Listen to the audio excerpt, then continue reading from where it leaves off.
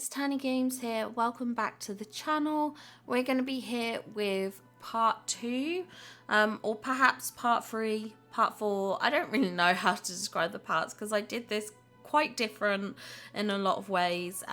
We're basically finishing up the tapestries that you can do with the lawkeeper.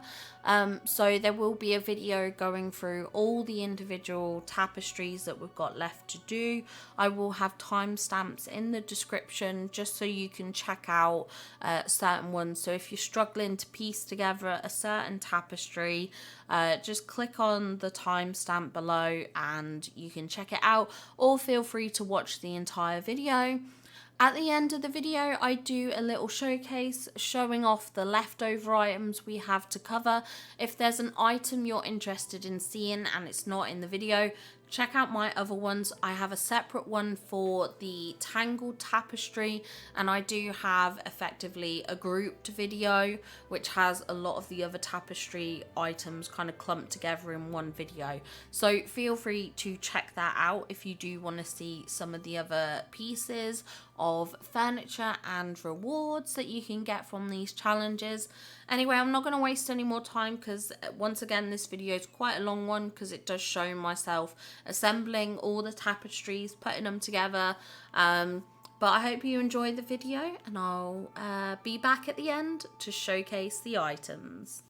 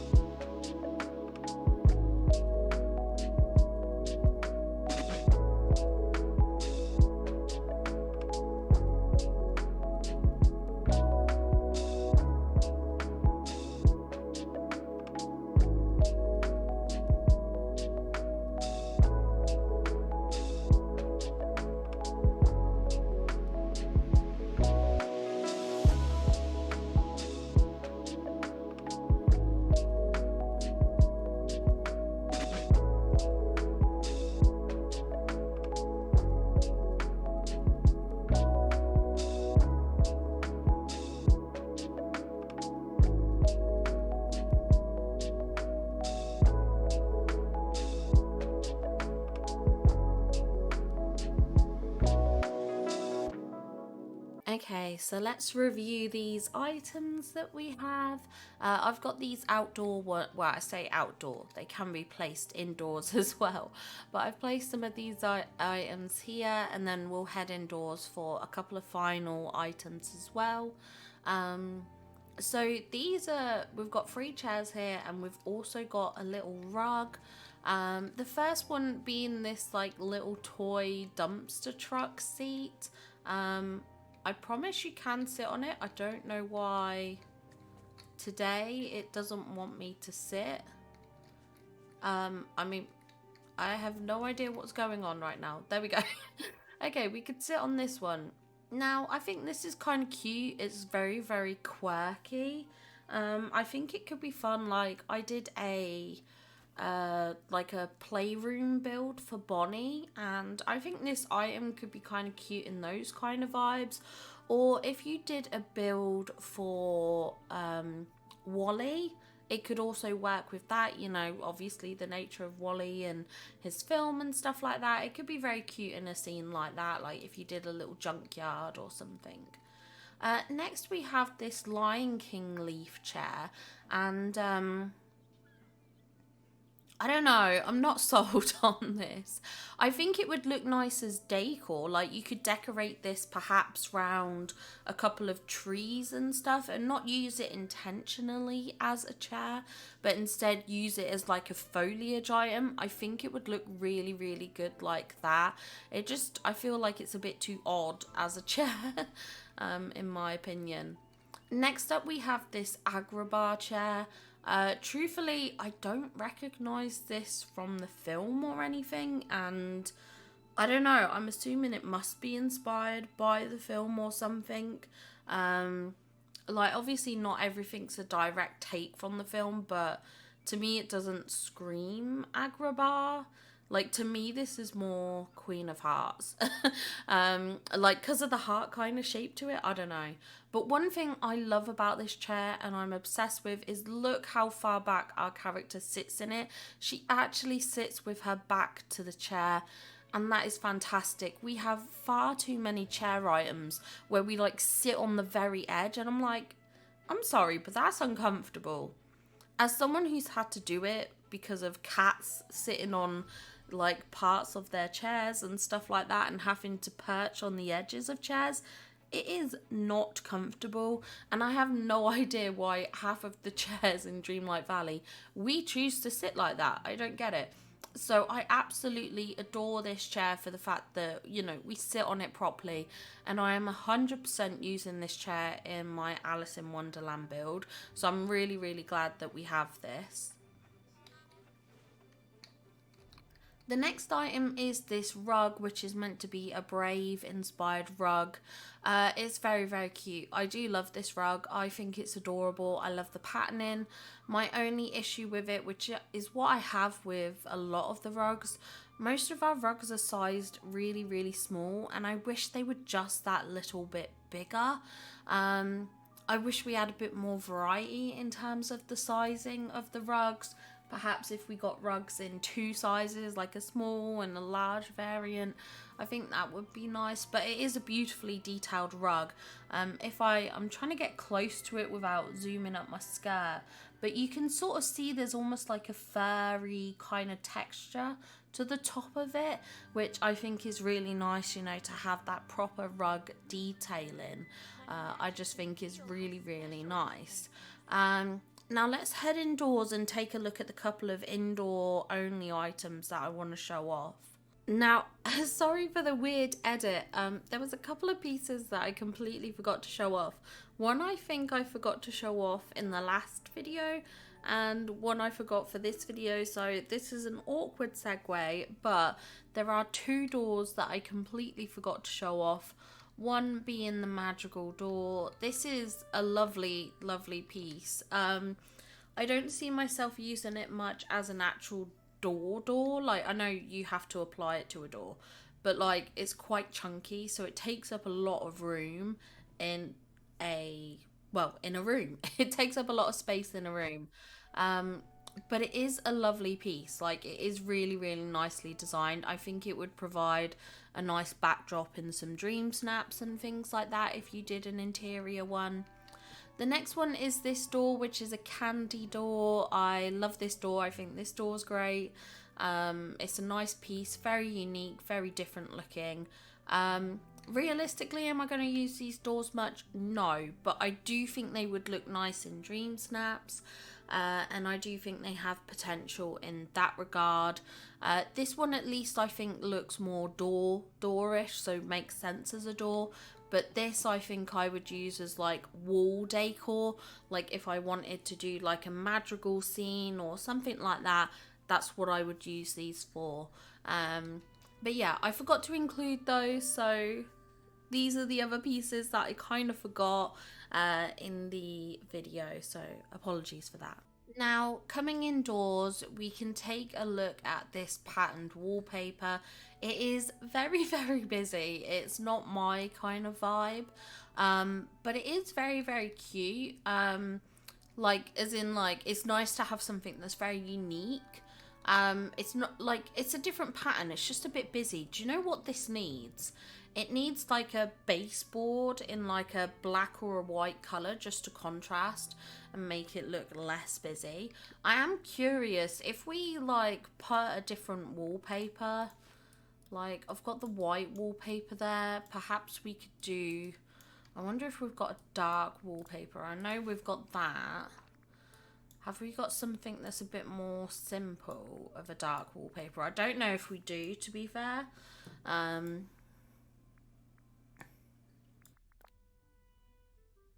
Yeah, see, so if we had something like this, but then with the wallpaper in between, I think it'd be a lot nicer. Okay, I mean, that makes it invisible, which is weird. Which is very, very weird, but maybe it gets across. Like, look at Tiana's wallpaper. That's what this needs to be, is like the Tiana wallpaper, I think. But let's just take a look. See, it looks a bit better with something just to break up the color. I don't think I'd want to use this as like an all room kind of piece. It is just a little bit too much, but as a feature wall, it's probably not that bad. It's a shame that this wallpaper is like the void wallpaper, but again, I think that dark contrast works really, really well. So if you were to use this wallpaper, I would definitely set it up as like a feature wall piece rather than something to have on all the different walls. That's at least just my thinking for it. I am going to put some wallpaper on over here because I've just realised we've got the Ratatouille item that I do want to show off. So this is the La Ratatouille sign. It's a very, very cute piece. It feels more like an outdoor piece because it's a signage, but I thought this might be quite good. If you have like storage rooms set up and you have like an individual storage room for like your food items or something like that, this would be such a good placement to put near the door to like signify, hey, this is my food storage. Like, I think that could be kind of fun, just as like a signposting item. Or perhaps you have a section like I can't do it in here. I was like, let me go to my storage room, and then I just realised I'm in Belle's house. But if you had a storage setup where you had a section that had like your food items or your food forageables, you could use this as a signpost that, hey, these chests are for food. I think it'd be very cute in that sense. So I do see a practical use for this. Even though it very much feels like an outdoor piece of decor. I have no idea whether we have this piece of decor anywhere in the world. I don't know if it's just that they're like, oh, okay, well, we had this mocked up for somewhere else in the world, so let's utilize it as a reward. I don't know if that's the reasoning. I'm not entirely sure. But I definitely see some uses for it. I definitely think it's not an item that will just be forced into storage or like never used. Like, there's definitely ways to use this signage. The next item I want to talk about is this lamp which we've got above us. Very, very straightforward modern lamp. It's meant for the Monsters Inc. collection. It's basic. It is very, very basic, but I think it would work in, if you have any kind of like modern build setups, it would work as that. If you have, I'm thinking any kind of like interior, like if you set up not a fancy restaurant, but maybe like a diner or something. It's just a very nice, basic, simple lamp, which I do like. I like having those simple lamps because sometimes that's what a room calls for. It doesn't call for like a chandelier or anything fancy. So I do think it has a purpose. I do think it has use. It is a nice piece in my eyes. I think it's nice. It's not the most groundbreaking piece out there. It's not my most favorite piece. Like if I was trying to decide what to unlock first in terms of tapestries, this definitely wouldn't be up there. But I do see the use of it, and I think it has a bit of versatility. Now that we've done that, let's take a look at some of these clothing items. So here you will see I've got a pocket watch necklace and also this hat on. My pocket watch necklace seems to be glitched. It doesn't have a face on it, and I'm pretty sure it's meant to have a face. Like you can see the top of the arrow here. I don't know why it's doing that. Originally I thought, okay, maybe it's because of the top I'm wearing. Maybe the top is coming through and it's covering that watch face. But let me come out and let me change my top to something that's a bit more low cut, like the purple camisole, and you will see here it still does it. It still does it. Mine is broken. I don't know if anyone else's is like this, but mine just doesn't have a face to it, and it's really annoying. It is a nice piece. I think it makes a really cute jewelry piece. I think it is nice in that regard. I could definitely see myself wearing this with a few outfits. But it's just a bit of a shame that, like I said, my watch face seems to be broken. They took my time away from me. And then next up we have this cap, which this is from the Sleeping Beauty tapestry. If you know, you know. This is the hat from the iconic like drunken bard that is in Sleeping Beauty. Honestly, I love that they're giving us some kind of like, I don't want to say cult item, like obscure items. Like not everyone's gonna recognize this hat. Does this hat look ridiculous? 100%. But I love it for the reference. I absolutely adore it for the reference. Honestly, as a kid, that drunken bard used to crack me up so much. Like, he was hilarious. And I used to find that moment in Sleeping Beauty so funny. And, like, when he's, like, under the table and stuff like that. Like, I'm sorry, but he's an icon. He's an icon. So I absolutely adore it. I adore it. Would I have liked some other Sleeping Beauty items? Would I have preferred an Aurora tiara?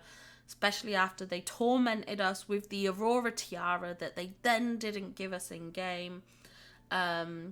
Yes, very much so. But I love this. I think it's hilarious. I think it's funny.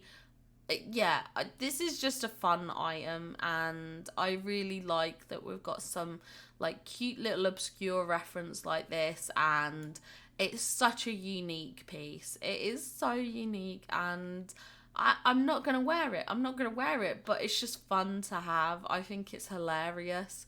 I feel like, okay, it's maybe not in the same vein as hilarious, but like, you know how we have the Kevin costume? Like, realistically, am I running around as Kevin? No. But is it funny when I do? Yes. It is. It is always good for a laugh, and this hat is always good for a laugh. Some of the hairstyles, I think, don't work with it. I think they're just the hairstyles that usually cause an issue.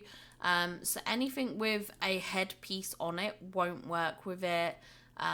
Like anything like this doesn't work. But this, for instance, a regular plain hairpiece does. This doesn't work.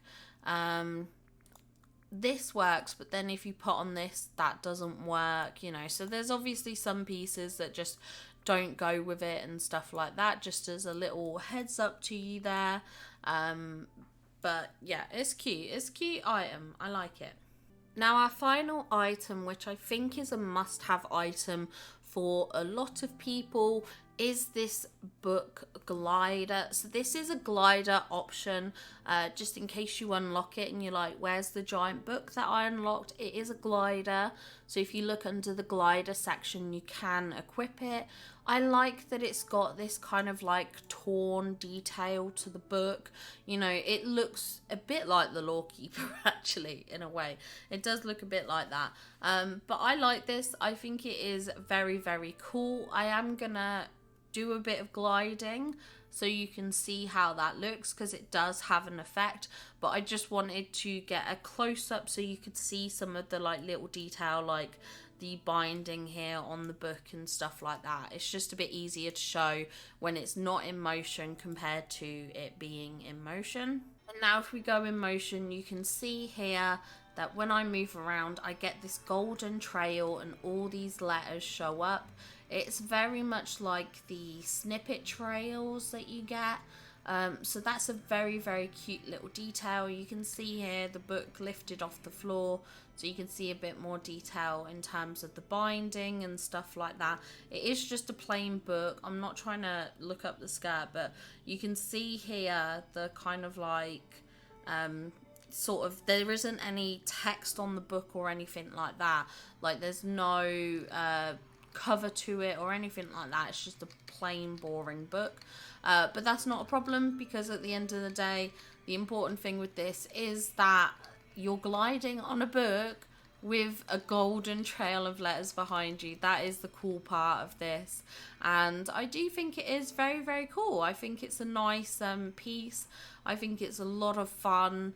I'm liking these gliders that we've got. I think they're so much fun, and I think we're going to have a lot of creative gliders in the future as well. And that is everything. So that's all the rewards from the tapestries that the Lawkeeper has for you. I've not included the quest ones, because the quest ones you kind of have to do as quests. It's not something you can sort of just go up to the Lawkeeper and trigger. You have to do the quest for it. So I haven't included those because I figure they're more like a quest kind of piece, and so therefore I haven't included it. But that's all the ones that you get as the base for the Lawkeeper, you know, the actual puzzles that she has available for you. Let me know what you think of these rewards. Which are your must-have reward items? I'd love to hear what items you're looking out for the most. And yeah, I hope you enjoyed this video. I'll see you in the next one. Bye guys!